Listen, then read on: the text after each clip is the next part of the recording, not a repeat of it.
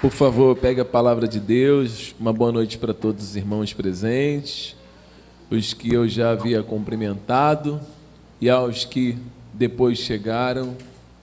Por favor, peguem a palavra de Deus. Abra a palavra de Deus, por favor, na segunda carta do apóstolo Paulo aos Coríntios. Boa noite, igreja. Boa noite, igreja. Graça e paz. Uma boa noite para você também que está nos acompanhando no nosso canal aqui, Escola do Silêncio, no YouTube. Deus abençoe você e a sua família também, em nome de Jesus. Hoje é domingo, dia 28 de fevereiro, o ano é 2021, e nós estamos aqui no domingo, onde nós temos o culto Sola Escritura, e estamos terminando, irmãos, o mês de fevereiro, começando aí o outro mês, já amanhã. E como eu disse lá na Zona Oeste, eu quero dizer aqui também, praticamente um ano vai começar ainda. O primeiro dia do ano que nós costumamos ensinar é 1º de abril, 1º de janeiro, que seria o correto, né? O primeiro dia do ano seria 1º de abril, mas isso é uma história para outro dia. E dizer para vocês que tem sido, sim, dias difíceis para todos nós, como igreja, dias trabalhosos, cansativos, e no decorrer do desenrolar da história da igreja sobre essa terra, muitas outras coisas difíceis vão acontecer. E o que nós devemos fazer como igreja é somente ficarmos firmes no Senhor, guardarmos a sua palavra e vivermos para a sua glória. Porque os dias são maus. E hoje nós queremos falar sobre esses dias difíceis que chegam na vida daqueles que são verdadeiramente servos de Deus. Aqueles que são servos de Deus, esses dias difíceis, eles chegam. Amém, irmãos? E o que nós queremos com isso? Nós queremos que vocês abracem essa mensagem de hoje. Você que também vai nos ouvir pelo YouTube, que vocês guardem no coração de vocês. Ao saírem daqui, vocês possam meditar no que vocês ouviram e colocar isso como regra de vida. Entender que a nossa passagem por esta terra é uma passagem de muita, mas muita dor, sofrimentos, porém, sempre debaixo da graça de Deus, sempre sendo consolados e confortados pela bondade e misericórdia de Deus. Que vocês possam entender isso nessa noite. Amém? Segunda carta do apóstolo Paulo aos Coríntios, capítulo de número 12, nós vamos ler o versículo de número 1 até o versículo 10, e aqui será feita a nossa exposição no dia de hoje. Vamos lá.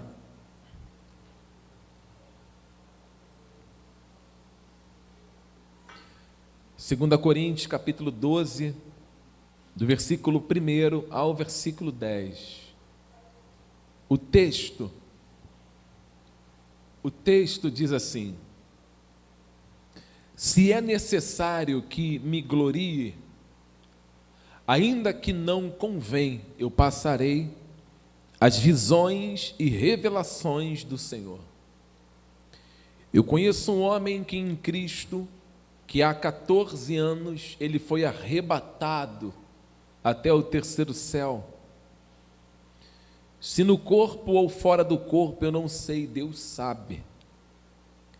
E sei que o tal homem, se no corpo ou fora do corpo, não sei, Deus sabe, ele foi arrebatado ao paraíso, e ele ouviu e ouviu palavras inefáveis, as quais não é lícito ao homem referir. De tal coisa eu me gloriarei, não porém de mim mesmo, salvo nas minhas fraquezas, pois se eu vier a gloriar-me, eu não serei nécio, porque direi a verdade, mas abstenho-me, para que ninguém se preocupe comigo mais do que em mim vê ou o de mim ouve. E para que me ensoberbecesse com a grandeza dessas revelações, foi-me posto um espinho na carne, um mensageiro de Satanás, para me esbofetear a fim de que não me exaltasse. Por causa disso, 3 vezes eu pedi ao Senhor que o afastasse de mim. Então, ele me disse: a minha graça te basta, porque o meu poder se aperfeiçoa na fraqueza. De boa vontade, pois, mas me gloriarei nas fraquezas, para que sobre mim repouse o poder de Cristo. Pelo que eu sinto prazer nas fraquezas, nas injúrias, nas necessidades, nas perseguições, nas angústias, por amor de Cristo. Porque quando eu sou fraco, então é que eu sou forte. Amém? Pai, em nome de Jesus, nós vamos ministrar a sua igreja. Nós precisamos, ó Deus, da tua verdade, da tua sabedoria. Nós precisamos da sua direção. A sua palavra é a única verdade. E nada podemos contra a verdade, senão a própria verdade. Por isso, venha nos elucidar em um assunto tão difícil, complicado de se falar, mas que podemos tirar grandes lições para as nossas vidas enquanto estamos nessa terra. Aqui, Senhor, nós encontramos palavras de esperança, de fortalecimento e de fé.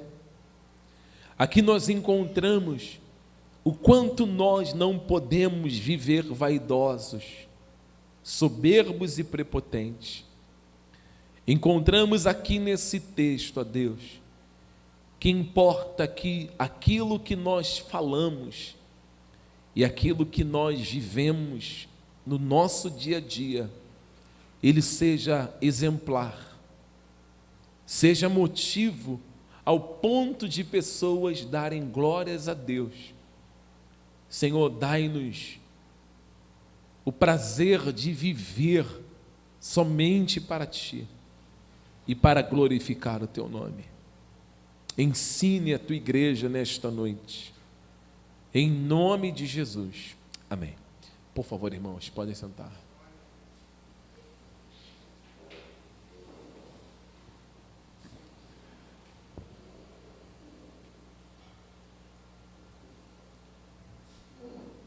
O capítulo 12 de 2 aos Coríntios, nós encontramos neste capítulo muitas informações acerca da discussão que já estava acontecendo com Paulo e os falsos apóstolos que estão na igreja de Coríntios.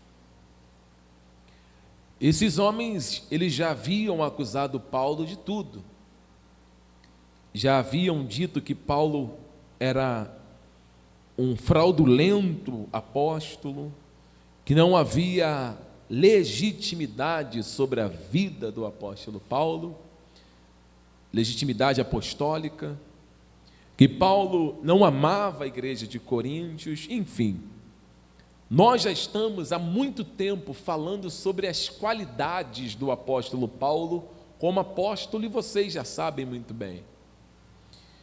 Só que o capítulo 12 as acusações, elas se tornaram tão agressivas, a vida do apóstolo Paulo, pelos líderes religiosos, que Paulo ele tem que sair em defesa, ele sai em defesa do seu apostolado, ele sai em defesa daquilo que Deus lhe deu para fazer, a realizar, a ponto de Paulo ter que tocar num assunto que ele nunca, outrora, havia tocado.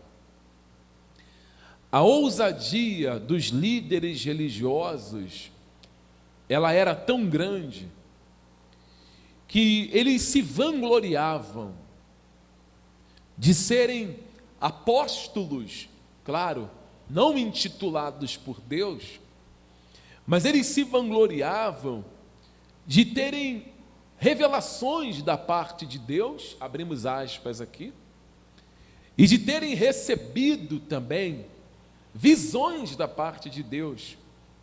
E essas visões e estas revelações, elas eram passadas ou comunicadas à igreja de Coríntios, que por causa da cultura da cidade, da região onde se habitavam os coríntios, eles já tinham um costume, claro, eu abro aspas aqui para falar que o costume era o costume pagão antes de serem cristãos. E qual era o costume, como que eles viviam dentro da religião na época que os gregos costumavam ter cultos pagãos, onde muitos que habitavam dentro desses cultos recebiam visões, revelações.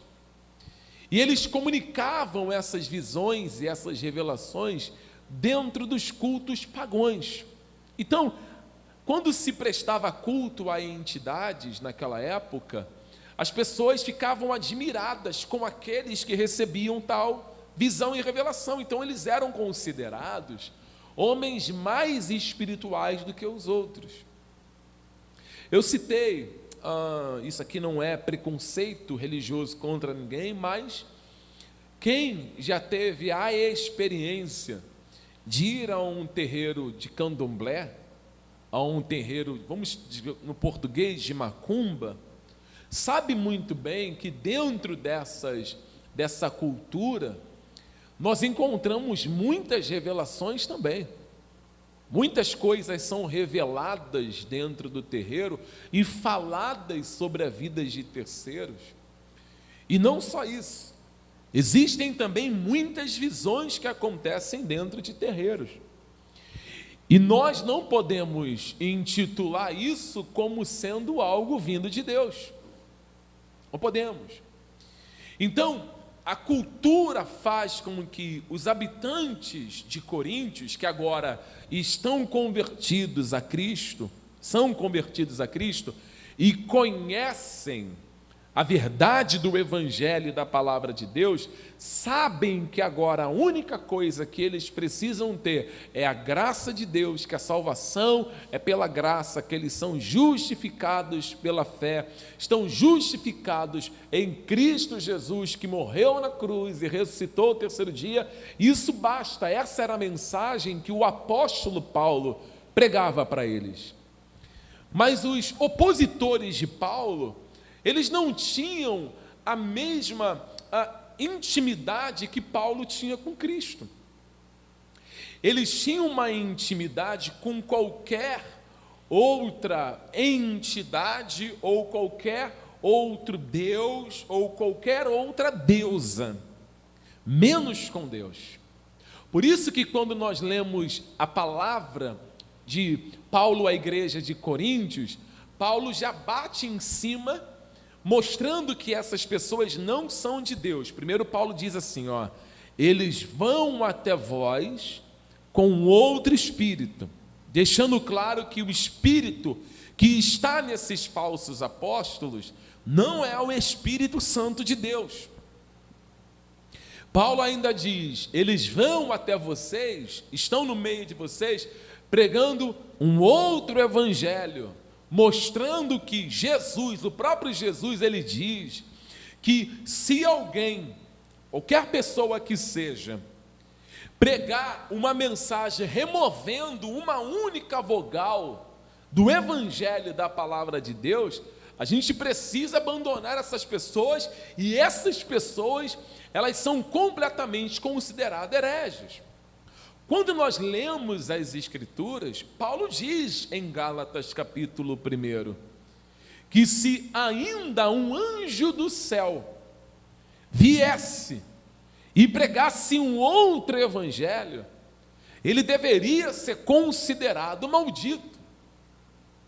Então nós percebemos que as visões e as revelações que os líderes, os falsos apóstolos, eles estão tendo e apresentando-se na igreja de Coríntios, e os coríntios, por causa da cultura, acham aquilo normal, acham aquilo extraordinário, eles precisam agora ser repreendidos por alguém que realmente conhece o que está acontecendo.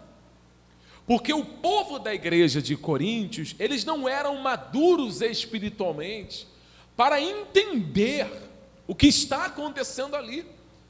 Paulo diz no capítulo de número 3, se eu recordo, de 1 Coríntios, que ele, quando esteve com a igreja, ele até tentou tratar a igreja como pessoas adultas, mas ele não pôde.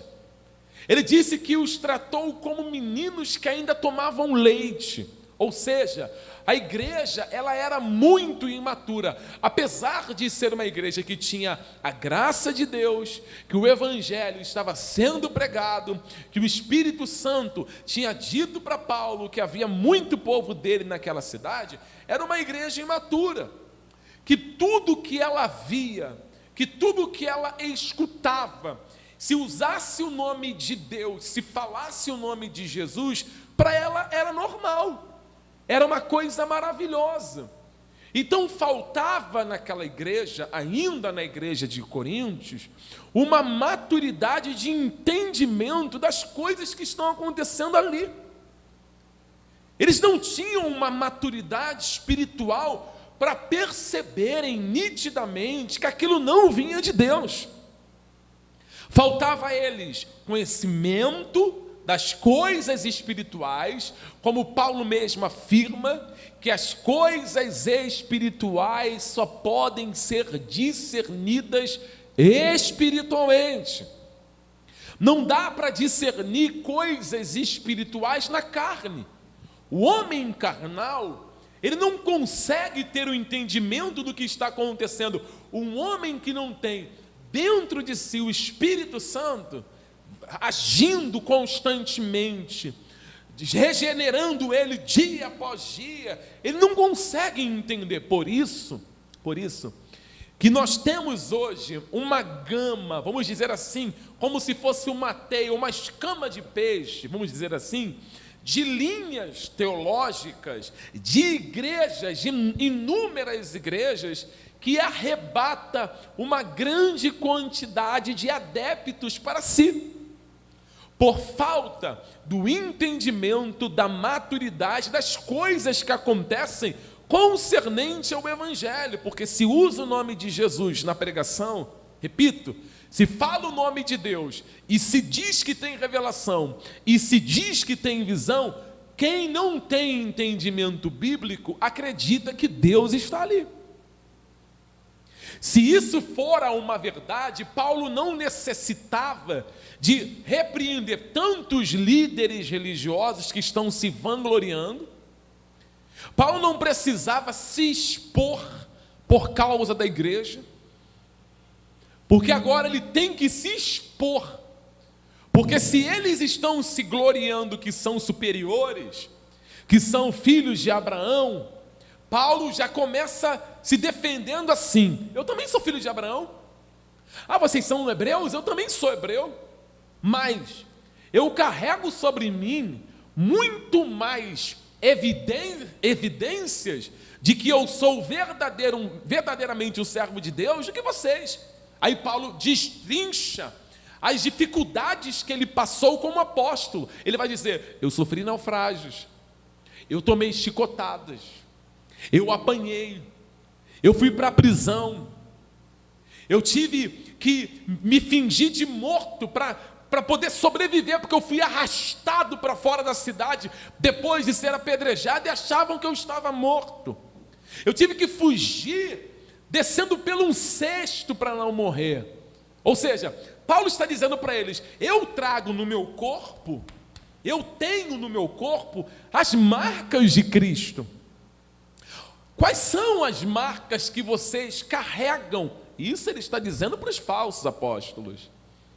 Vocês se auto-intitulam apóstolos de Deus porque vocês têm revelações e visões? Vocês se intitulam que são apóstolos de Deus porque vocês têm conhecimento da lei? Porque vocês têm conhecimento do que Moisés dizia? Vocês não têm o conhecimento das coisas espirituais, não. Então agora Paulo abre o seu coração agora para falar aquilo que ele nunca falou. Por causa da igreja e para autenticar, como se fosse indo a um cartório autenticar um documento. Ele apresenta um documento, na verdade, autenticado, com firma reconhecida e assinado com o sangue de Cristo, que ele realmente é um apóstolo. Ele abre e diz: vocês estão achando que o que vocês têm de revelação e visão é alguma coisa? Então deixa eu falar para vocês o que é revelação e visão. Irmãos, o capítulo 12 narra uma história de 14 anos atrás, que Paulo só vai falar agora. Talvez venha na nossa mente assim: então Paulo nunca teve visão da parte de Deus e revelação? Muitas. Sabe quantas vezes ele usou para pregar? Nenhuma. Ele nunca precisou usar aquilo que ele teve como experiência pessoal para colocar no púlpito, para colocar no altar. Ele só pregava a palavra de Deus, de diversas informações, em visões e revelação que ele recebeu, irmão. Vamos ler algumas coisas interessantes sobre essas visões. Vamos abrir em Atos dos Apóstolos, vamos deixar marcadinho aqui, em 2 Coríntios, capítulo 12, e vamos em Atos, capítulo 16. Nós só vamos ler as partes que tratam destas visões e em seguida vamos discorrer para outro texto. Atos, capítulo 16, nós vamos ler o versículo de número 9. Lucas está narrando o que Paulo diz. E à noite sobreveio a Paulo uma o que, igreja?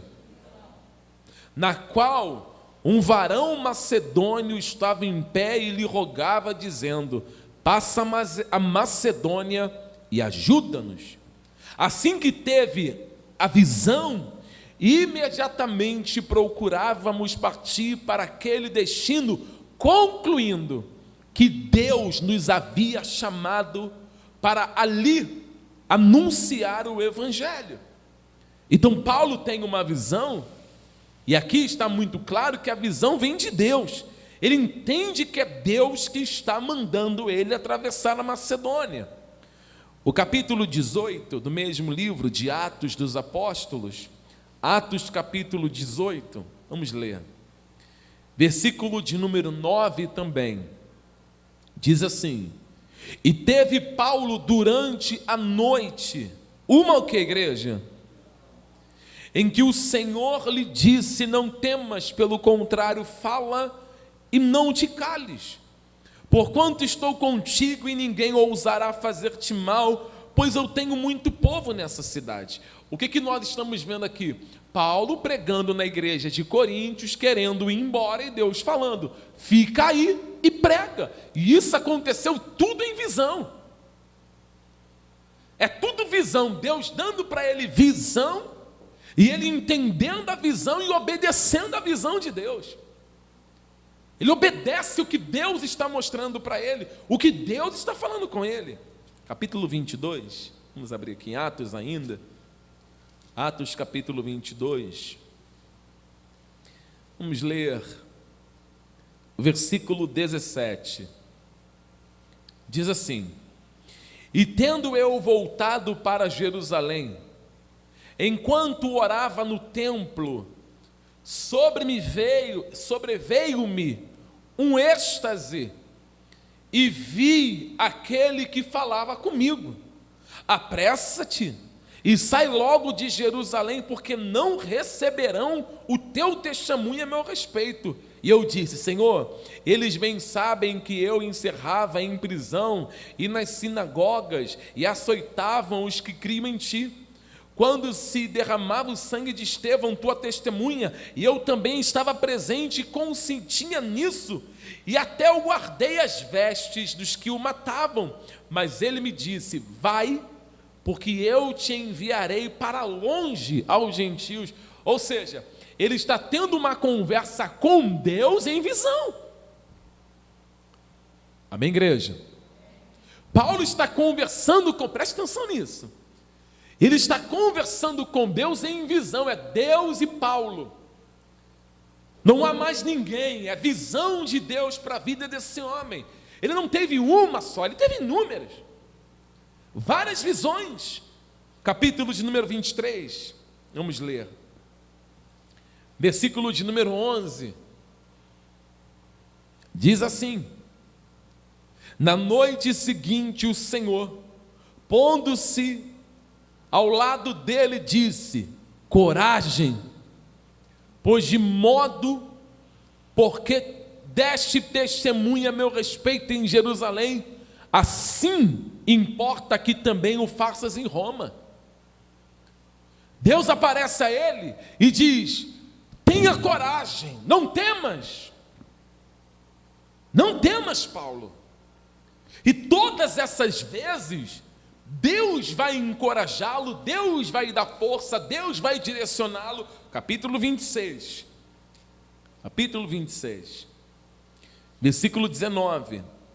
Ele agora está perante o rei Agripa, fazendo a sua defesa, e olha só o que ele diz, no versículo 19, Atos 26, 19.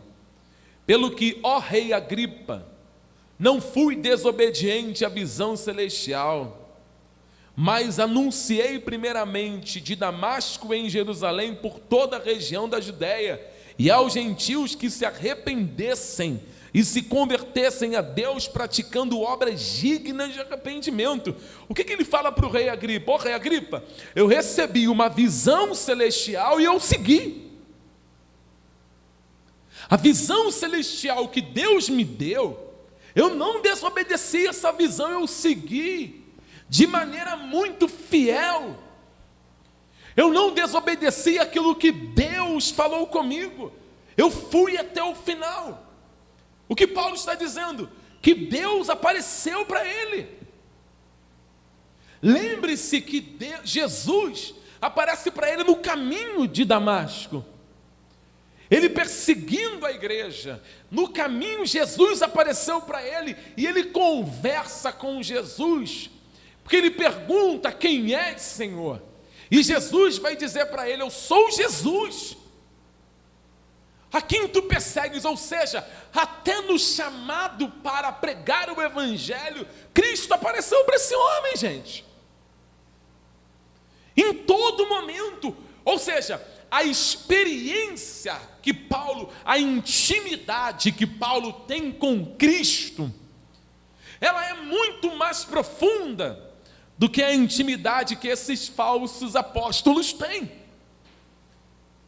É uma intimidade que não se pode numerar, não tem como balancear. Tudo que Paulo vai falar no capítulo 12, volte por favor, em 2 Coríntios capítulo 12, o que Paulo vai narrar aqui é uma visão que ele teve com Deus, que ele nunca contou. É uma experiência de arrebatamento, que ele frisa que nem no corpo ou fora do corpo ele sabe como aconteceu isso, somente Deus sabe. de tão profunda que é a experiência. E o que ele diz? Ele diz de uma forma tão sutil, porque ele não quer se vangloriar. Ele não quer que o nome dele apareça como os líderes religiosos estão fazendo. Paulo vai contar a experiência que ele teve com Deus, mas ele quer deixar o nome dele fora disso. Ele só quer contar para que os líderes religiosos, os falsos apóstolos, os enganadores sejam completamente desmascarados, para mostrar que o que eles falam são farsas, é engano, é mentira, não procede de Deus. E aí, o capítulo 12, versículo 1, ele diz assim: se é necessário que me glorie, ainda que não convém, ele está dizendo, não convém se gloriar, mas eu vou passar as visões e revelações do Senhor. Verso 2, conheço um homem, peraí, quem é esse homem que ele conhece? Ele mesmo. Mas o que ele está fazendo? Amém, igreja? O que ele está fazendo quando ele diz conheço um homem? Ele está saindo de cena. É como se Paulo estivesse falando isso aqui, ó. Eu não quero aparecer. Eu não preciso aparecer porque glória não me pertence. A glória pertence unicamente a Deus. É Deus que tem que ser glorificado o tempo inteiro, até naquilo que Ele nos permite viver, até naquilo que Deus nos autoriza a experimentar. Ele tem que ser glorificado. Paulo não vai usar na primeira pessoa, ele coloca a terceira pessoa aqui no caso. Ele vai dizer, eu conheço um homem que foi arrebatado, que há 14 anos, ele foi arrebatado até o terceiro céu. Se no corpo ou fora do corpo, eu não sei, Deus o sabe. E sei que tal homem, se no corpo ou fora do corpo, não sei, Deus sabe, ele foi arrebatado ao paraíso e ouviu palavras inefáveis, as quais não é lícito ao homem referir. De tal coisa me gloriarei, não porém de mim mesmo, salvo nas minhas fraquezas, pois se eu vier a gloriar-me, não serei nécio, porque direi a verdade, mas abstenho-me, para que ninguém se preocupe comigo mais do que em mim vê ou de mim ouve. Até aqui nós vamos. O que o apóstolo Paulo, do verso 1 ao versículo 6, destrincha? Ele vai destrinchar. Em primeiro lugar, ele se coloca fora da evidência, para que não haja glória para si, mas que haja glória para Deus. Em segundo lugar, o apóstolo Paulo, ele tem um cuidado, ele tem uma delicadeza, ele é um homem que tem um temor tão grande no coração, que aquilo que lhe foi permitido ver no paraíso, ele diz, não é lícito ser dito ao homem, não é lícito dizer para ninguém. É por isso que eu repito, 1000 vezes eu repito, 1000 vezes eu falo, já falei aqui uma vez, e vou falar quantas vezes forem necessárias. Se você pegar algum livro, existem livros assim, e você tiver na capa do livro escrito, a divina revelação do céu, jogue fora. Jogue fora. Se Paulo, que é um grande homem de Deus, se esse livro ele é inspirado, esse livro aqui, esse livro é inspirado por Deus. Qualquer outro livro que nós tenhamos em mãos, ele pode ser de Calvino, ele pode ser de Lutero, ele pode ser de Wesley, ele pode ser de Spurgeon. Nenhum desses livros são inspirados.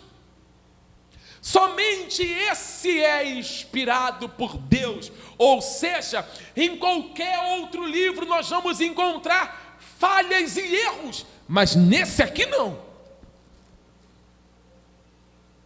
O que nós vamos encontrar nesse livro é a perfeição. Se Paulo está falando que não é lícito falar, não é lícito.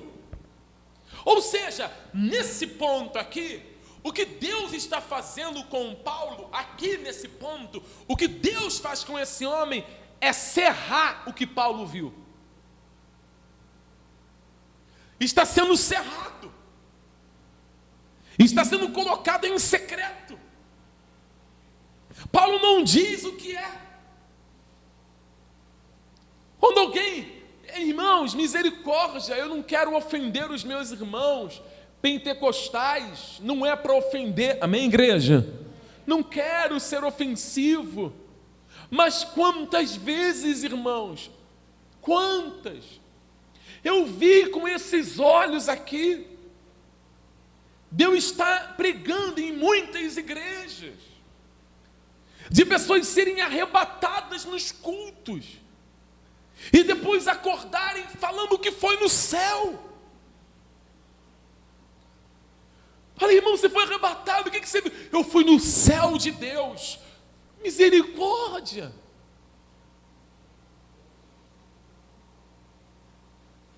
E aí, você foi no céu e o que aconteceu? Eu não lembro.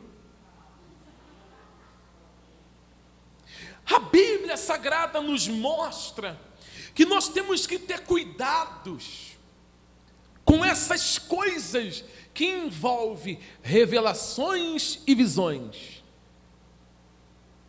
São coisas totalmente perigosas, que se tornou um dos maiores chamariscos de pessoas para a igreja, que se tornou o carro abre-alas da igreja,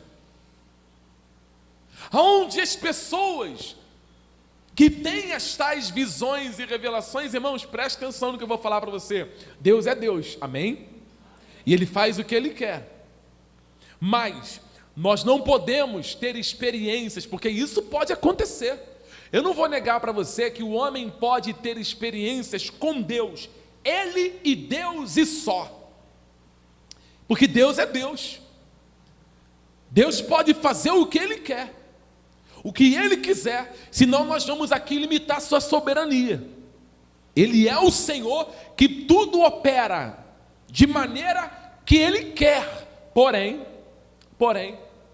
nós temos que tomar um cuidado muito profundo quando nós observamos que a pessoa ela tem uma experiência com Deus e ela faz dessa sua experiência a pregação do Evangelho. E ela faz da sua experiência a mensagem de Cristo. E ela faz do que ela viveu a sua mensagem, que quando vai subir no púlpito para pregar, não pode. A mensagem que tem que ser pregada no púlpito é somente o Evangelho. As pessoas tinham que ir aos cultos por causa do Evangelho, por causa da palavra de Deus, mas elas hoje não vão. Como eu disse em relação àquela espinha, essa teia, existem inúmeras igrejas, e eu digo sem medo de errar, que muitos de nós aqui já fizemos convites para outras pessoas, dizendo, vamos ali no culto, porque lá é revelado todas as coisas acerca da nossa vida. Ele diz que vai acontecer mês que vem, semana que vem, irmãos, só tirou o nome, poderia ser colocado no outdoor dessa igreja, terreiro de Umbanda e Candomblé, porque tem mais visões do que palavra, tem mais revelação do que palavra de Deus. Eu disse lá em Campo Grande, repito aqui, que a maior ignorância, que o maior problema da igreja, o maior problema da igreja hoje é a ignorância que ela possui acerca das coisas espirituais. Eu disse sobre Nicodemos. Qual era o problema de Nicodemos? Nicodemos era um homem endemoniado? Sim ou não? Não, Nicodemos era mestre em Israel. Nicodemos era aquele homem que conhecia tudo da lei. Era aquele homem que tinha um conhecimento profundo. Jesus disse isso para ele: tu é mestre em Israel e não sabe essas coisas? Jesus disse para Nicodemos: Nicodemos, se você não nascer de novo, você não pode ver o reino de Deus. Pera lá, o que Jesus está falando para Nicodemos? Que se Nicodemos não nascer de novo, que se Nicodemos não for uma nova criatura, se ele não for lavado por dentro, lavado por fora, ele não pode ter entendimento das coisas espirituais. O que isso nos traz em alerta? Porque nós ficamos preocupados com aquela pessoa que está espumando pela boca, que está endemoniada num canto, rolando de um lado para o outro, porque nela tem um Zé Pilintra, o Exu Caveira, como são intitulados em muitos lugares esses demônios. E nós ficamos preocupados ao ponto de falar assim: gente, essa pessoa, ela tem demônios. Eu digo para você, muito pior do que uma pessoa endemoniada é uma pessoa ignorante acerca das verdades do reino de Deus.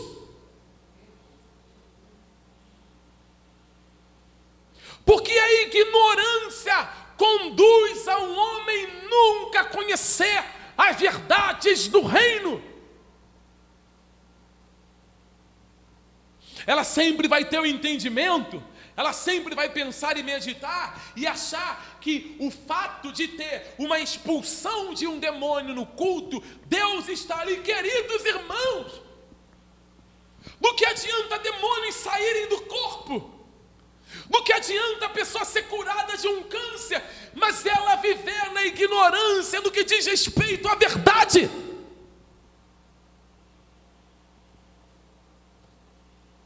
São muitas revelações e pouca palavra de Deus. Preferem as revelações, como eu disse, a revelação que fica lá na nuvem, do que a revelação que está no papel. Recorrem à sua mente para fazer revelações. Quem não sabe que aqui nesse culto tem pessoas com problemas? Isso não é revelação. Quem não sabe que no nosso meio existem pessoas depressivas? Isso não é revelação. Quem no nosso meio não sabe que existem mulheres com problemas com seus maridos, maridos com problemas com as suas mulheres, casamentos destruídos, mulheres mal resolvidas e uma série de problemas? Nós temos todos esses problemas na igreja. Então, se eu chegar aqui e falar: Deus está me dando uma revelação que tem alguém nesse culto que está com um problema com o seu filho, isso não é revelação, porque isso acontece todo dia. E o que a Bíblia diz? Que se o tal profeta, ele falar qualquer coisa, e a sua profecia não se cumprir, esse homem, ele deve ser considerado um mentiroso, um enganador. Quantas palavras de revelações nós já ouvimos na vida que nunca aconteceu? Quantas coisas foram ditas no púlpito que nunca foram resolvidas, amém, queridos? Quantas? A igreja, ela virou um lugar onde estão amontoadas pessoas frustradas porque não houve a solução do seu problema, porque o pastor disse que Deus estava revelando que iria acontecer e não aconteceu. Eu digo para você, Deus não tem culpa disso. Deus não deve ser culpado disso, porque Ele não é. Porque esses homens profetizam ou falam aquilo que Deus não falou.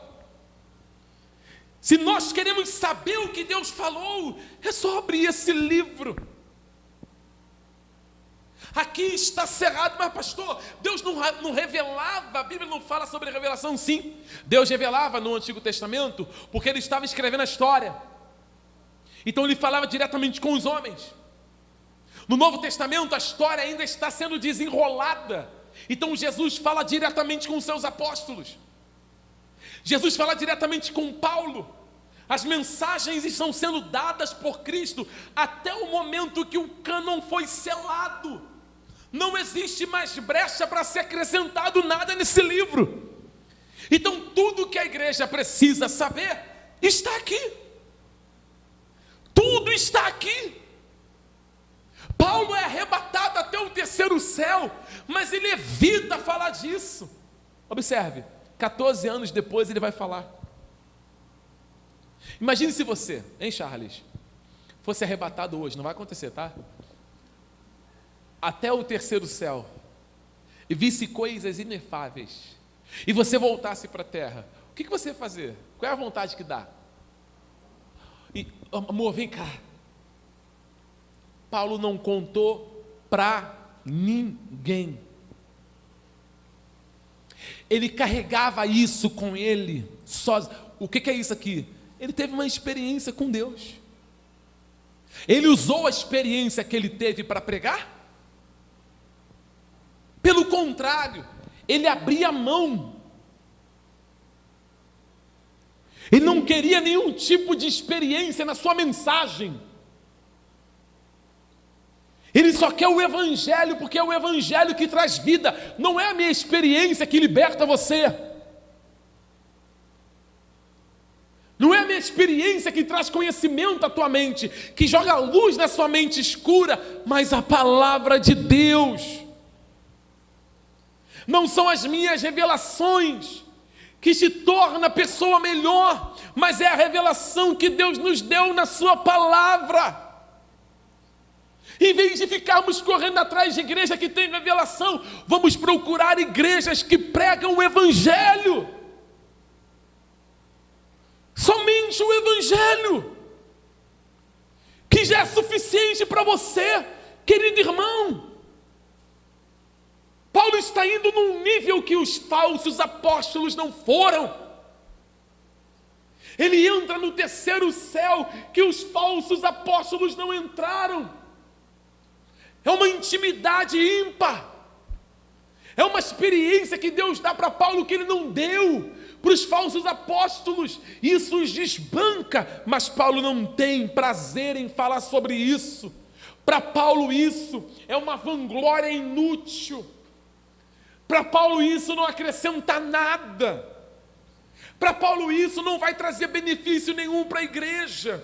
Por isso que ele fala: eu conheço um homem, eu sei que esse homem foi arrebatado até o terceiro céu, mas eu não vou me gloriar nisso não. Sabe, eu vou me gloriar nas minhas fraquezas.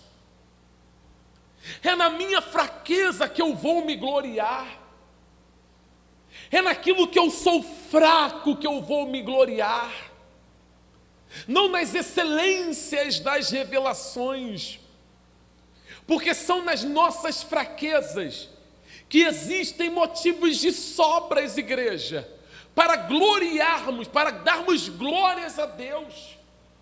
Não é nas nossas vitórias que nós devemos glorificar a Deus, não, mas nas nossas fraquezas. Você percebe que as nossas vitórias, elas podem nos tornar homens e mulheres prepotentes e altivos?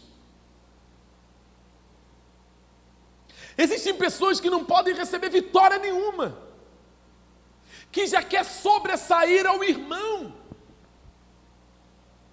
Paulo diz: não, eu vou me gloriar nas minhas fraquezas, que é melhor. Se existe algo que eu posso intitular como glória, que eu posso intitular como prazeroso, é a minha fraqueza. Se vocês querem olhar para o pastor Washington, se vocês querem olhar para o pastor William, se você quer olhar para qualquer outro pastor, não olhe, não procure a revelação que ele te dá. Não procure a visão que ele está te dando. Porque nenhuma dessas coisas é rótulo ou autenticação para que aquela pessoa seja considerada uma mulher e um homem de Deus. Não mesmo. De maneira nenhuma. E Paulo diz no versículo de número 6, o que você tem que olhar,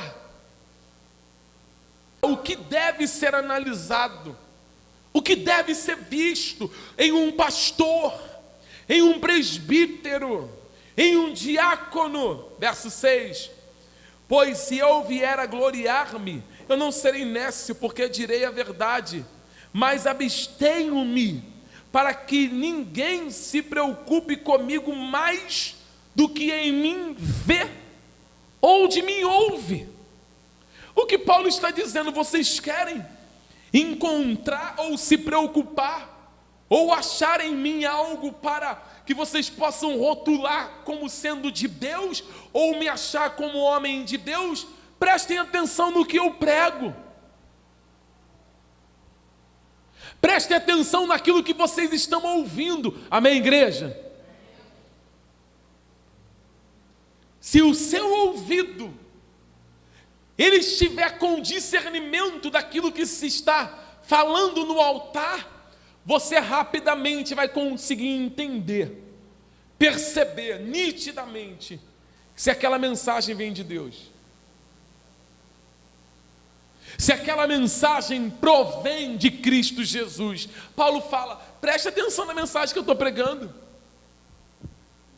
preste atenção se eu estou acrescentando alguma coisa, se eu estou dizendo alguma coisa a mais, se a mensagem que eu estou pregando fere os princípios cristãos, se a mensagem que eu estou pregando me coloca em evidência e não Deus, se a mensagem que nós estamos pregando está diretamente ofendendo a pessoa do Espírito Santo, se nós não estamos pregando Cristo crucificado, ressuscitado. Preste atenção, aí Paulo diz, preste atenção também naquilo que vocês veem. Veem o quê? Na sua conduta de vida. Ele está falando da conduta de vida dele. Irmãos, se você analisar a conduta de vida de muita gente, é vergonhoso. E como é? O apóstolo Paulo, ele chama a atenção da igreja. Querem se preocupar comigo? Vocês querem evidências?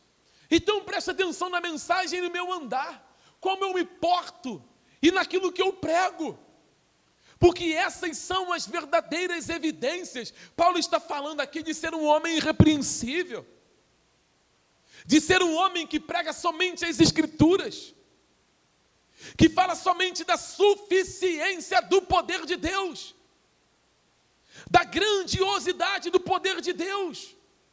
Nada além disso. Quem está me ouvindo, diga amém.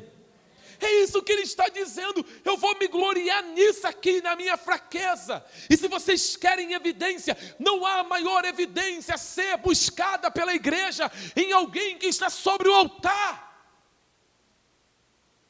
Abandone essa história de evidência, de revelação, de visão. Eu repito, visão tem no terreiro, revelação tem no terreiro, mas lá falta a verdade do reino de Deus. Lá faltam as evidências de ser um homem e uma mulher irrepreensível. E na igreja também tem acontecido isso. Tem tudo, menos uma vida irrepreensível atrás do altar. Menos alguém que esteja pregando somente Cristo. E sabe o que isso tem ocasionado na igreja? Admiradores de homens. Sabia disso? Os homens estão virando deuses da igreja. Deuses. É um pastor que está em muita evidência atualmente no mercado gospel. Eu falo mercado gospel, eu não falo na igreja não, tá? Amém, gente? Está em evidência no mercado gospel. Que você vai lá, ele revela toda a tua vida. A igreja lotada. Eu queria ir lá um dia, chamar o pastor William, o presbítero Alex, vamos lá, disfarçadamente, para ver se ele revela a minha vida.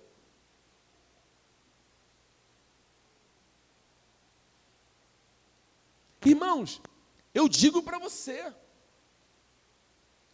existem coisas que estão encobertas, que se você não correr para as Escrituras, você vai aplaudir isso como se isso fosse de Deus. Você senta no culto e fica esperando a pregação da palavra, não tem, gente. Sabe como é que a igreja fica? A igreja é impressionante, parece que a igreja vai voar. Os crentes ficam acesos rápido. Está vendo esse silêncio aqui? Essa coisa de silêncio, de prestar atenção no culto, para entender e sair daqui livre da ignorância. Tem não, o crente voa no culto.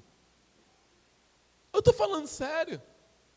E o pastor, ele tem uma técnica para mexer com o lado emocional da igreja. Quando ele está pregando, ele tem uma técnica, que ele fala que Deus está falando comigo um negócio aqui. No culto, na hora da pregação, que já é curta, ele fica assim, ó.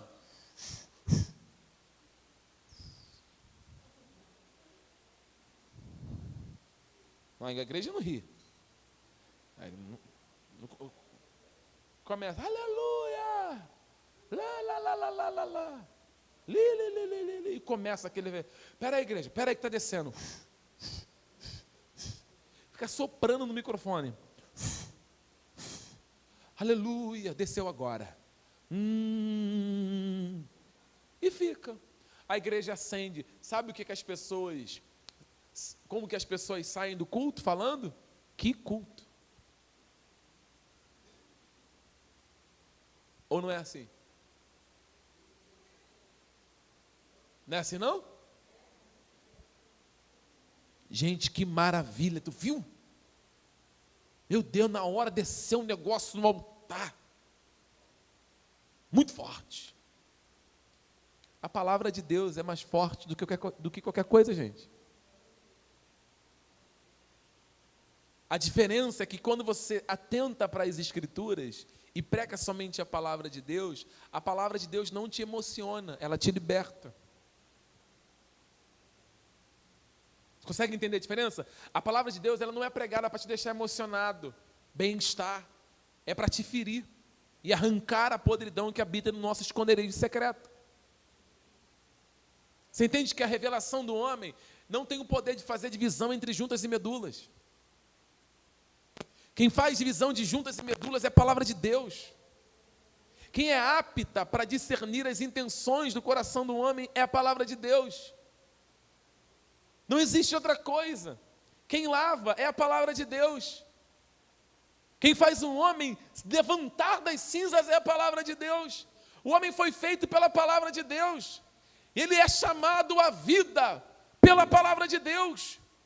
Mortos não podem ser levantados do sepulcro, senão a ouvirem o som de Deus.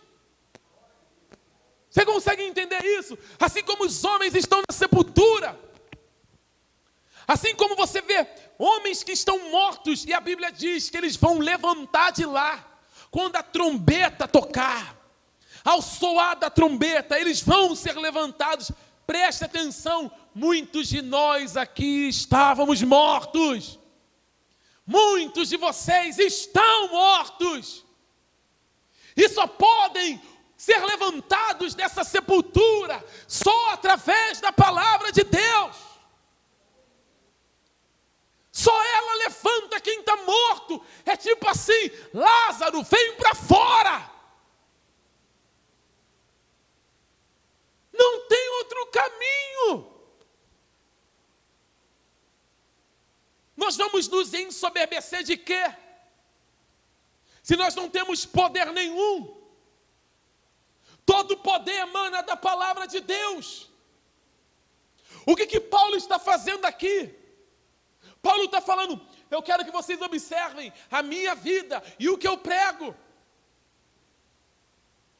Eu não quero falar de revelação e de visão. É isso que Paulo está falando. É conduta, é moral, é ética, é vida pastoral. É comunhão com Deus. Oh, irmãos. E agora o apóstolo Paulo, depois que ele fala dessa experiência, estou terminando, que ele teve com Deus, ele diz que por causa dessas revelações, foi colocado sobre ele um espinho na carne, verso 7 ao 10. E para que não me ensoberbecesse com a grandeza das revelações, foi-me posto um espinho na carne, a saber, o mensageiro de Satanás, para me esbofetear, a fim de que não me exalte. Então Paulo agora é como se fosse isso aqui, ó, ele saísse do céu para o inferno, né? Acabou de ter essa experiência maravilhosa, e agora, como ele volta, tem alguém esperando por ele. O texto é muito claro, tá, gente? O texto diz, a saber, o mensageiro de Satanás. Ele diz que tem um espinho que vai ser colocado na sua carne, a saber, o mensageiro de Satanás, vírgula. Mas logo após a vírgula, nós encontramos um problema. Nós encontramos um problema porque não existe consenso. E olha que eu pesquisei muito. E eu não vou ser audacioso aqui. Eu não vou ser atrevido a falar para você o que era esse esbofetear. Não vou dizer para você porque eu não tenho essa coragem. Porque aqui entra, sabe o quê? Deuteronômio 29, 29. Aqui entra. Aqui é aquele texto que você vai procurar em todos os livros e não vai encontrar resposta. Que você vai procurar em toda a Bíblia e não vai encontrar resposta. Nós sabemos que Paulo recebeu sim um espinho na carne, a saber, um mensageiro de Satanás, para que ele não se exaltasse por causa das revelações que ele recebeu. Agora, o que era esse esbofetear? Existem muitas suposições. Primeiro, sabemos que mensageiro aqui é aquele que traz mensagem, que vai trazer a mensagem. O texto diz que mensageiro era mensageiro de Satanás, ou seja, o próprio Deus autoriza que isso aconteça com Paulo, porque Paulo está nas mãos de Deus. E para que ele não se ensoberbecesse, o espinho foi colocado. Agora, como esse espinho trabalhou na vida de Paulo, de que maneira nós não sabemos, igreja. O que nós sabemos é que Paulo está sofrendo muito. Porque a palavra espinho aqui no original significa estaca. Estaca. Era como se colocasse uma estaca no corpo de um indivíduo. O que Paulo está usando aqui é uma linguagem, ou nós podemos até abrir parênteses, para falar sobre como os babilônicos, eles tratavam os prisioneiros que eram capturados nas suas terras, nas terras dos seus opositores. Eles usavam estacas e erguiam os seus opositores sobre essas estacas e os deixava ali sangrando, até a morte. Então o apóstolo Paulo está falando de uma coisa que está provocando nele muita dor. Agora, que tipo de dor? A Bíblia não fala. A Bíblia não diz se era externa ou internamente. A Bíblia não fala se é doença. A Bíblia não diz se era um problema no olho, se era um problema, sei lá, de depressão. A Bíblia se calou aqui. Amém, igreja? Amém, igreja? Eu não tenho coragem de falar o que é isso aqui. E digo para você, assumir isso sobre o altar não é vergonha, não. Não é vergonha, não. Nós temos que aprender a fazer como João Calvino falava. É assim que os calvinistas entendem. Nós vamos até onde a Bíblia fala, e aonde a Bíblia se cala, nós também nos calamos.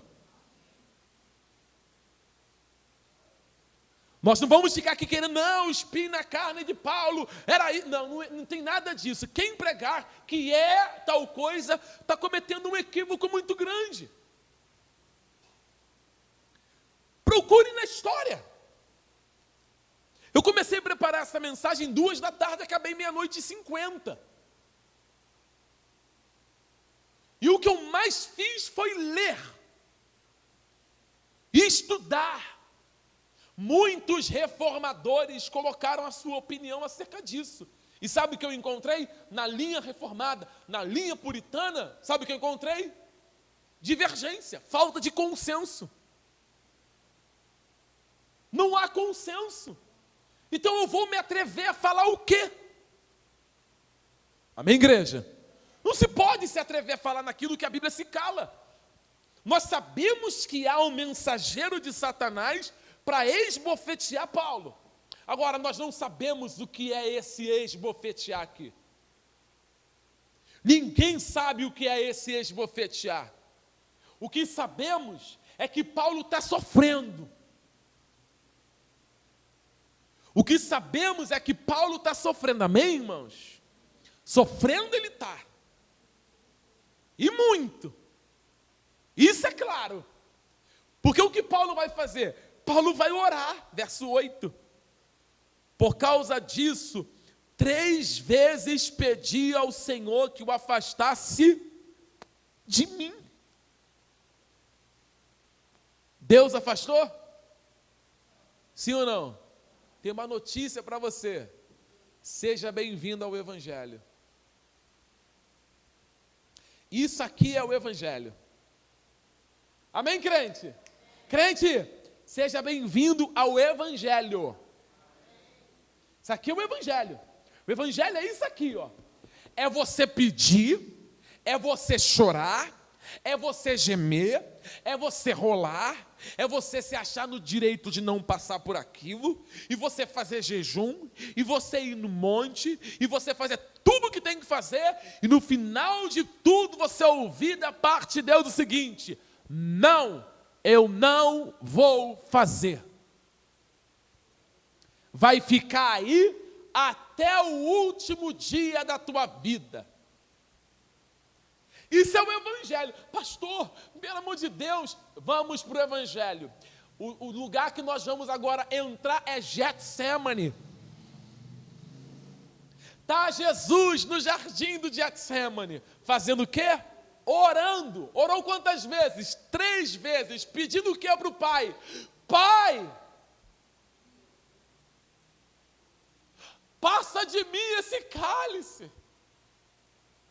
Passa de mim, Pai. Mas todavia seja feita a sua vontade. Aí ia lá, voltava, encontrava os discípulos dormindo. Só que ele voltava e fazia a mesma oração: Pai, se possível for, passa de mim esse cálice. A resposta é: o Pai passou.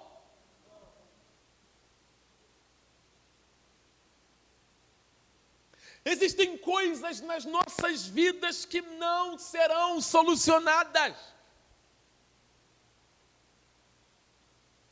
É o espinho que Deus coloca para te manter na dependência dEle. São as situações que Deus nos faz viver, amém? Passar e enfrentar, para não nos ensoberbecer. O que é melhor? Ficar livre da provação ou receber a graça de Deus para passar por ela?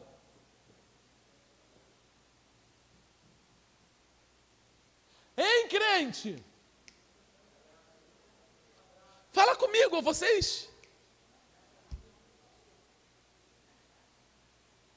Qual é melhor? Você recebe, Deus me deu o livramento, não passei por prova nenhuma. Olha, eu não tenho problema em casa, eu não tenho problema no casamento, eu não tenho problema nenhum, eu não tenho problema na minha vida em área nenhuma. É melhor isso? Ou você passar por muita tribulação, muita dificuldade, porém com a graça de Deus repousando sobre a tua vida? É debaixo dessa dependência que o nosso nariz não levanta. É debaixo dessa graça que sempre nós corremos para os joelhos e falamos: Senhor, tem misericórdia de mim.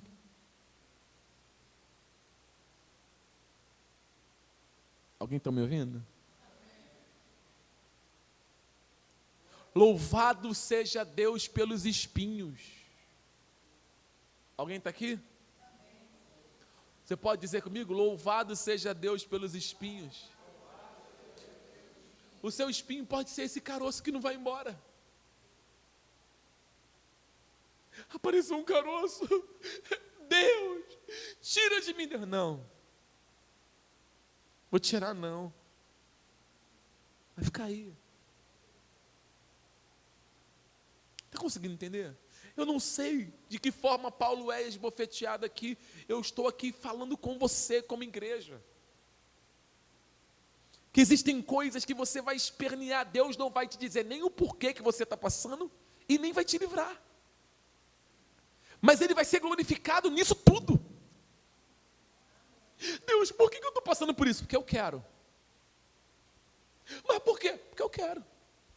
E está dentro do meu plano para a tua vida isso aí.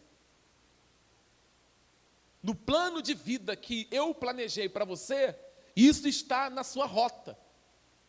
Não tem como você fugir, mas tem como, quando vai terminar, só vive. O tempo, as estações, não lhe compete saber. Se a minha vida, se a tua vida está na palma da mão de Deus, a orientação que Deus nos dá é descansar debaixo da sua graça. Amém, igreja? Eu sei que o sofrimento é muito grande para muitos de vocês. A dor é muito grande. Tem momentos da vida que nós pensamos em tudo, tirar a vida, morrer, nós pensamos em se esconder, nós pensamos em fugir, nós pensamos em abandonar tudo, nós não queremos fazer mais nada. Irmãos, a graça de Deus te basta. Olha Paulo, vamos falar de um personagem legal aqui, vamos falar de Jó, vamos falar de Jó? Vamos falar de Jó. Lembra de Jó? Lembra? Józinho, nosso amigo. Lembra de Jó? Lembra? Ó Jó, tranquilo, sossegado, vida, tranquila, dinheiro, esposa, filhos, empregados, casa boa, tem vaca no pasto, tem cabras no pasto, tem tudo, Jó. Aí o diabo foi lá, Deus, eu vi lá o teu servo Jó, aí Deus, vai lá. Gente, o que Jó fez para passar por isso? A pergunta é, Deus consultou Jó? Não podia ser assim, Deus vinha, Jó, o diabo veio aqui, me perturbar aqui, falando de você, cara. E é o seguinte, eu vou deixar ele tocar, Deus não falou nada. Você consegue entender isso aqui? Deus é Deus, soberano sobre todas as ações. Ele está no controle de todas as coisas na vida daqueles que lhe pertencem. Deus estava no controle da vida de Jó enquanto Jó perdeu os filhos. Você consegue entender isso? Como que a nossa mente, irmãos, vai conseguir entender essas coisas? É difícil. Como é que eu vou ter condições de entender que Deus está na minha vida, guardando a minha casa, quando eu perco meus 10 filhos, quando eu fico doente, quando minha esposa vai embora, quando eu perco minha riqueza, quando eu perco tudo? Como é que a nossa mente vai conseguir entender que Deus está no controle de tudo, até nos momentos piores? Nos momentos das nossas dores, das nossas lágrimas, dos nossos sofrimentos, quando somos decepcionados com filhos, quando somos decepcionados com doenças que o médico nos passa, quando somos decepcionados pelo esposo, pela esposa, pela traição, pelo abandono, pelas injúrias, como que nós, num estado natural, vamos conseguir entender essas coisas? Nós não temos condições de entender. Porém, o Espírito Santo de Deus, que nos auxilia nas nossas dificuldades, que nos visita nos momentos mais aflitos da nossa vida. Ele vem como um bálsamo nos dizendo, a minha graça basta para vocês. Ainda que vocês não entendam, não compreendam, a minha graça é suficiente para isso que vocês passam. Vocês não precisam correr atrás de revelações, de visões. Vocês não precisam procurar saber o que está acontecendo. Descansa nos meus braços. Não há lugar melhor para isso, irmãos. Quando nós olhamos para a nossa vida, estamos sendo massacrados. Mas Deus disse para Paulo, e eu estou aqui repetindo para você o que Deus disse para ele: a graça de Deus nos basta. Você consegue entender? Quando você olha para você, para suas mãos, e você fala: eu não tenho força, eu não tenho mais força, Senhor, eu não sei o que fazer, ajuda-me. Esta é a palavra de Deus para nós. A graça de Deus nos basta. Como eu vou mudar a mente dos meus filhos, como eu vou mudar a mente do meu marido, como eu vou mudar a mente da minha esposa, irmão, a graça de Deus te basta. Você consegue entender isso? Eu estou sozinho, eu não tenho ninguém, eu não tenho amigos. A graça de Deus te basta. E nós podemos olhar para cima e saber que existe um Deus, como Jó disse, nos momentos ruins da sua vida, no calabouço, no esconderijo mais profundo da terra, Jó ergueu os olhos para cima e disse: o meu Redentor vive. Ele está vivo, cuidando de tudo. Olhe para Jó e lembre, a Bíblia nos mostra que vermes saltavam da sua carne. O seu hálito era podre, a sua carne está agarrada no osso, melhor dizendo, a sua pele está agarrada no osso. Mas Jó, debaixo da graça, porque somente a graça de Deus para dar força para ele dizer isso, foi Deus que me deu. Você consegue entender isso? Deus que levou. Ele está glorificando Deus no pior momento de sua vida. Não é nos altos que o poder de Deus se aperfeiçoa sobre nós, mas são nos vales da vida. Não são nos pódios de primeiro lugar, mas é quando nós ficamos jogados na cisterna, como José ficou. É da maneira que nós olhamos para a história e achamos que, da mesma forma que aconteceu com os outros, deve acontecer conosco também. Queridos irmãos, não é assim. Não é assim. Paulo orou e o espinho ficou lá. Eu digo para você, Deus fechou a boca do leão que queria devorar Daniel. Mas ele não fechou a boca do leão que devorou os cristãos no Coliseu de Roma. Você consegue entender isso? Os cristãos no Coliseu de Roma, eles poderiam orar dentro da cela e falar: Senhor, fecha a boca do leão, não nos deixe morrer. Você imagina a voz de Deus vindo sussurrar no ouvido deles: vocês estão orando para fechar a boca dos leões, mas vocês vão morrer, devorados pelos leões. E até ali, Deus é glorificado. Até no momento que nós perdemos, Deus é glorificado. Até que o ponto da nossa morte chegar, Deus é glorificado. Eu estou mostrando para você o que aconteceu com um homem que tinha uma intimidade com Deus, mas é o que Deus fez com ele, permite acontecer com ele, que mantém Paulo humilde e dependente de Deus. Talvez isso que você está pedindo para Deus tirar de você, é o que Deus está usando para te manter dependente dele. Você consegue entender isso? Nós ficamos pedindo tanto para Deus: Deus tira isso, Deus faz isso, Deus tira isso, Deus faz isso, Deus tira isso, Deus faz isso, Deus conserta isso. E Deus fala: não, deixa aí.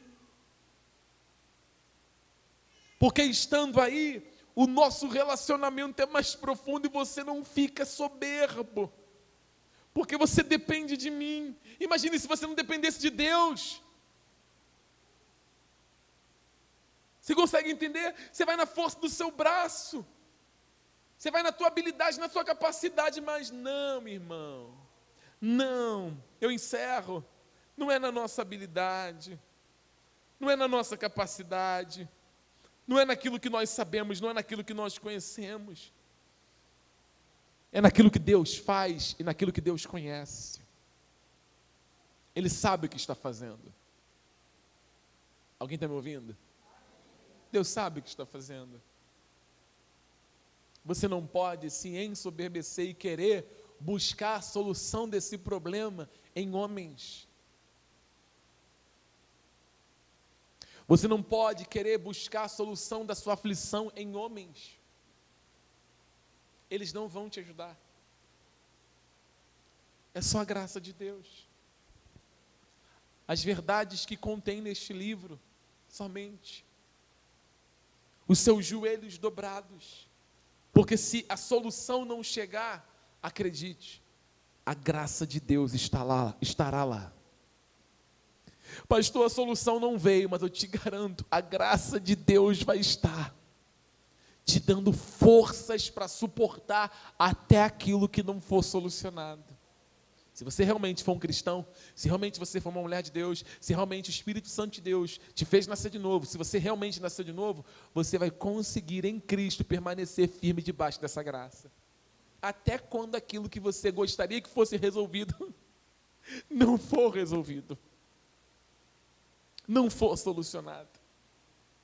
Eu queria que Deus me curasse das minhas dores de coluna. Eu queria muito. Deus, me cura. Você acha que eu não oro? Eu oro. Deus, faça desaparecer essa hernia de disco da minha lombar e da minha cervical. Faz desaparecer, Senhor. Faz. Não vai embora não, filho. Eu oro. Eu continuo orando. As dores vêm. A perna esquerda queima. Dói a beça. Eu tenho que dobrar os meus joelhos e agradecer a Deus. Porque não é Deus que está no controle da minha vida. Você entende? Irmão, eu vou terminar dizendo o seguinte: eu não vim aqui pregar uma falsa esperança para vocês, não. Eu não posso fazer isso. Eu posso te dizer que Deus pode fazer tudo, isso eu te garanto. Mas te vender uma falsa esperança, eu não vou fazer isso com vocês. Eu não posso. Eu não posso, porque o texto é muito claro. O texto está dizendo que a graça de Deus bastava para Paulo, e isso serve para nós também. Versículo 9. Então ele me disse: a minha graça te basta, porque o poder se aperfeiçoa na fraqueza. Pensou, William? Você está orando, chorando, orou 3 vezes, e a resposta que você recebe, Cláudia, é essa aqui: minha graça te basta. Entendeu? Como é que você ficaria? Você está ali angustiado, sentado numa cadeira, sei lá, você está ali angustiado, sentado, né? Oh, Deus. Aí Deus fala: terminou,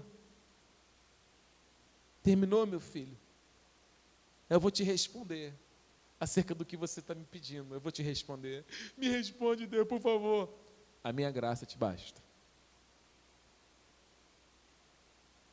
Tudo que nós esperávamos é isso aqui: daqui a 3 dias eu resolvo.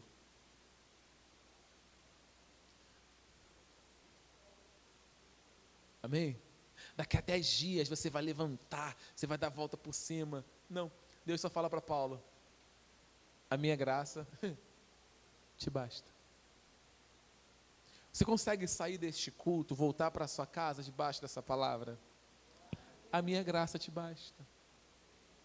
E entender que até na tua dor, até nos momentos mais difíceis que você passa, a graça de Deus está cuidando de você. É isso que é mais importante para a igreja. E a conclusão do verso 10, 9 ainda: a minha graça te basta, porque o poder se aperfeiçoa na fraqueza. De boa vontade, pois, mais me gloriarei nas fraquezas, para que Sobre mim repousa o poder de Cristo. Verso 10, aí Paulo fala, pelo que sinto prazer, aonde, igreja? Nas injúrias, nas necessidades, nas perseguições, nas angústias, por amor de Cristo. Porque quando eu penso, ou quando eu sou fraco, é que eu sou forte. Sabe o que ele está dizendo? Quando se esgota as forças, quando não tem mais saída para nada, que não tem mais ao que recorrer, a graça de Deus me basta. E é aí que você é forte. Você é forte, não, como dizem por aí, né? Dizem que nós somos fortes nos nossos joelhos. Isso é história. Isso é história. Que se nós dobrarmos o nosso joelho e orarmos, todas as coisas serão resolvidas. Isso é história. Orar de joelhos é uma maravilha. Mas isso não significa que se eu dobrar o meu joelho e orar, Deus vai solucionar os meus problemas. Que se eu orar a semana inteira, Deus vai solucionar os meus problemas. Às vezes Deus nos leva ao limite, ao extremo das nossas forças, para no final não resolver e ainda falar, a minha graça te basta. Consegue entender? Para no final de tudo ainda dizer, a minha graça te basta. O Senhor orou, fez mais do que sua obrigação como servo de Deus. Você veio à minha casa, é o seu dever como cristão. Você leu a minha palavra, é o seu dever como cristão. Mas tudo isso que você fez não me obriga a resolver o que você está passando. Porque eu sei, o Senhor, eu sei o que faço, como trabalho e o porquê desse espinho sobre a sua carne. Deus sabe como trabalhar em nós primeiro, para depois trabalhar através de nós. Deus trabalha em você primeiro, para depois trabalhar através de você, para outras vidas. Deixa Deus ser glorificado nas suas fraquezas e viva na dependência da graça dele. Porque a graça de Deus te basta. Amém? Vamos ficar em pé. Vamos ficar de pé? Eu quero cantar uma canção. Eu quero me despedir dos irmãos do nosso canal no YouTube. Deus abençoe você, sua família, sua casa. Fiquem todos com Deus. Graça e paz.